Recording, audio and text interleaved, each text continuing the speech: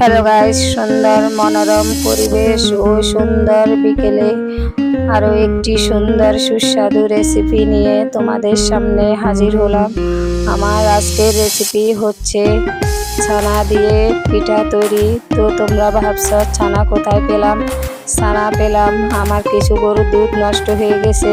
নষ্ট হয়ে যাওয়া দুধ দিয়ে আমি ছানা তৈরি করলাম। ছানা তৈরি করতে লাগছে আমার বাটালি গুড়। গাইস, তোমরা চাইলে চিনি দিতে পারো। ছানাগুলো এতই সুস্বাদু হয়েছে যে না খেলে বুঝতে পারবে না। তো ছানা দিয়ে পিঠা তৈরি করে বাচ্চাদের বিকেলবেলা ঝটপট টিফিন হয়ে গেল। দুধগুলো ফেলে না দিয়ে আমি সুন্দর একটা রেসিপি করলাম। এরকম তোমরাও বাসায় করতে পারো। অনেকের বাসায় এরকম আমার মতে দুধগুলো নষ্ট হয়ে যায়। এই দুধগুলো ফেলে না দিয়ে তোমরা এইভাবে পিঠা তৈরি করে বিকেলবেলা একটি সুন্দর সুস্বাদু নাস্তা দিতে পারো। ঝটপট তৈরি করা যায় এই নাস্তা।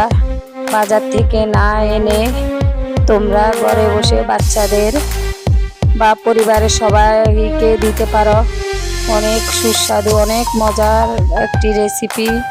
না খেলে বুঝবে না, তাই বলছি ঘরে বসে করে বিকেলবেলা ঝটপট বাচ্চাদের দিয়ে দাও। বাচ্চারাও খুশি, তোমরাও খুশি, আমিও খুশি, আমার বাচ্চারাও খুশি। এত সুন্দর, এত সুস্বাদু একটা রেসিপি বাজার থেকে না এনে ঘরে বসে দেওয়া যায়। তো গাইস, তোমরা আমার চ্যানেলটিকে সাবস্ক্রাইব করো। আরও নতুন নতুন রেসিপি দেখতে আমার সাথে থাকো। শেয়ার করো, কমেন্টস করো, লাইক করো বেশি বেশি বেশি বেশি। তো আমার চ্যানেলে থাকো। ততক্ষণ পর্যন্ত আরও একটি নতুন ভিডিও আসবে। ভালো থেকো, সুস্থ থেকো।